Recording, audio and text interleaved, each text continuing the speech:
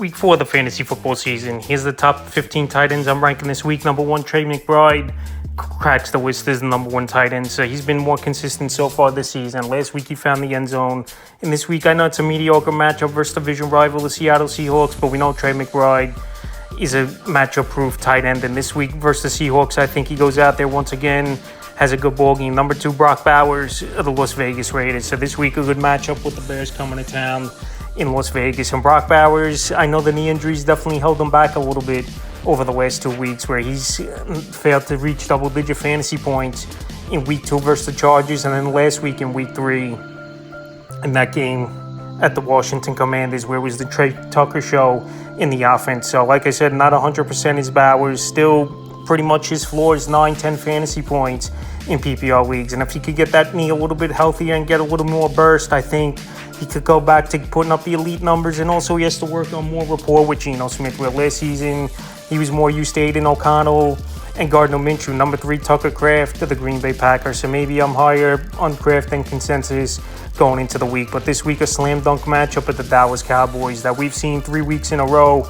Teams going up and down the field on this Cowboy team where they barely could get off the field or make a stop at all throughout a whole ball game. So Tucker Kraft, number 1 target in this passing game, in my opinion, for this Green Bay Packer team. And this Cowboy team, one of the worst defenses and one of the worst linebacking crews in all pro football as well. So I think Kraft goes out there and puts up good numbers. Number 4, Tyler Warren of the Indianapolis Colts. So I'm high on Warren this week. This could be a potential track meet in Los Angeles on the fast track.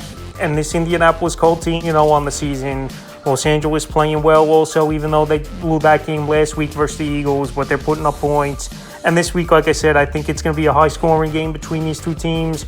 And Tyler Warren, he's a matchup problem already, only entering his 4th game of his NFL career, where his worst game was last week with only 7.07 fantasy points. But like I said, this Ram defense isn't all that great. We saw last week they blew a big lead, and Warren arguably is the number 1 target, him or Pittman, in the passing game in Indianapolis. Number 5, Jake Ferguson of the Dallas Cowboys. So Ferguson last week, he was a target monster, 14 targets in that game. He had 13 catches out of the 14, which is huge numbers. I know he only had a little over 80 yards in that one. And this week versus the Packers with no CeeDee Lamb, pretty much George Pickens and Jake Ferguson are going to be the only 2 Cowboys, I think, getting 80%, even 90% of the targets between those 2 players this week. So they're going to be trailing most likely early and often is this Dallas Cowboy team.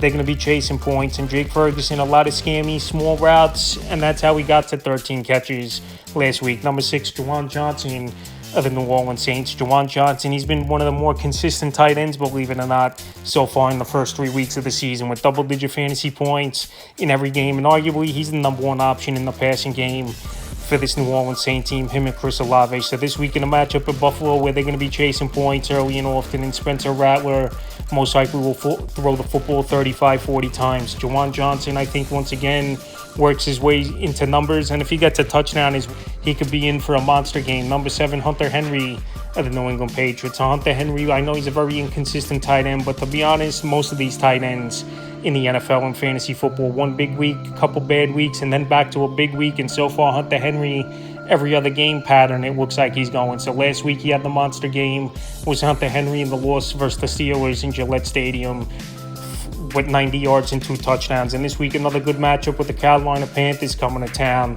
in Gillette. So Drake May already moving up as one of the better quarterbacks, in my opinion, in the league. He spreads that football out. He's got good poise in the pocket, good arm strength, and a good IQ.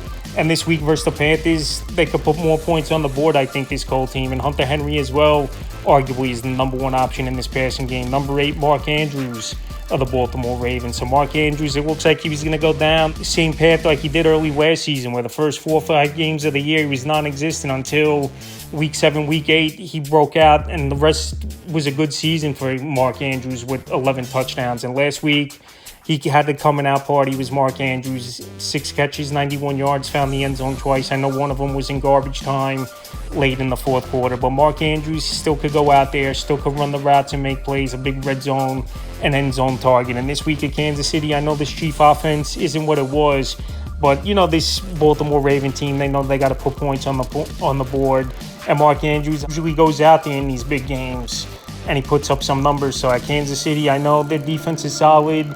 But I think Zay Flowers they're going to try to take out, like we saw Detroit do last week, and Mark Andrews, that's where he'll open up the middle of the field for him to make plays. Number 9, Sam Laporta, the Detroit Lions. So Sam Laporta slowly moving down my rankings over the last couple weeks. Week 1, he had a good ball game, even though some of that was garbage time at the Packers. Week 2, didn't reach double-digit fantasy points. And last week as well, only 7.5 fantasy points for Sam Laporta. So this week versus the Cleveland Browns, this Brown defense has been a solid unit, no doubt about it, this season, led by Myles Garrett and obviously Denzel Ward in the secondary. So like I said, with a lot of mouths to feed over there in Detroit with St. Brown, Jameson Williams, and obviously the very talented running back duo, Jahmyr Gibbs and David Montgomery. His ceiling's a little bit lower is Laporta, but he'll have these big games here and there. But this week versus Cleveland, I think we see a mediocre outing from him. Number 10, Dalton Kincaid of the Buffalo Bills. So last week he found the end zone as Kincaid. Just missed the second touchdown where it was in and out of his hands with some good coverage on him in the end zone. And this week, a good matchup versus the New Orleans Saints, one of the worst teams in the league. And Kincaid arguably could emerge as the number 1 option in this passing game. I know Keon Coleman broke out with a monster game week 1, but the last couple weeks it's pretty much been Kincaid and Shakir as the top 2 options in this passing game. And a few years ago they did use a first round pick, was this Bill team on Kincaid. So this week with a good matchup, and he's been playing well the last 2 weeks here as Kincaid. He's a top 10 option. Number 11, Travis Kelce of the Kansas City Chiefs. So I'm down on Kelce as well. He's been moving down the rankings the last few weeks. Week 1 he had a touchdown, but it was one big play that made his fantasy day. Week 2, dropping a touchdown it would have been, and then it was intercepted by the Philadelphia Eagles. And then last week, a pedestrian game, and it just looks like his best years are behind him. I know he's at the latter part of his career, mid-30s, is Travis Kelce. But the thing to me that's concerning is him and Mahomes, they're not connecting where they used to be the best tandem in the league, from quarterback to either receiver or tight end. But now the ESP hasn't been there with Mahomes and Travis Kelce. The throws are way off, and Travis Kelce's been having the drop problems as well. But this week versus Baltimore, a team he usually emerges and has big games against, I think he could go out there and be a serviceable option, or who knows, maybe he even has his breakout game this week. Number 12, Dallas Goedert, Philadelphia Eagles. So after a 1-game absence, he came back from injury and he found the end zone in last week's come-from-behind victory versus the Rams. And this week could be a potential high-scoring game at the Tampa Bay Buccaneers. And Jalen Hurts and Goddard, they've been locked in so far this season, where A.J. Brown and DeVonta Smith only had 1 good game each, and Goddard's had 2 good games so far in the early going. So he's a big target, good yard after catch tight end, still a matchup problem, even though he definitely lost a little bit of a step, is Dallas Goedert. And like I said, at Tampa Bay this week, there could be a lot of points on the board from both teams. Number 13, TJ Hawkinson of the Minnesota Vikings. So this week, ball game in Dublin, Ireland versus the Pittsburgh Steelers, neutral site here with these 2 teams going at it. And TJ Hawkinson, last week he found the end zone. And I said this in other videos, and I'll say it again, I think Carson Wentz, in terms of fantasy football, is a better options for guys like Justin Jefferson and TJ Hawkinson. He's got the gunslinging mentality.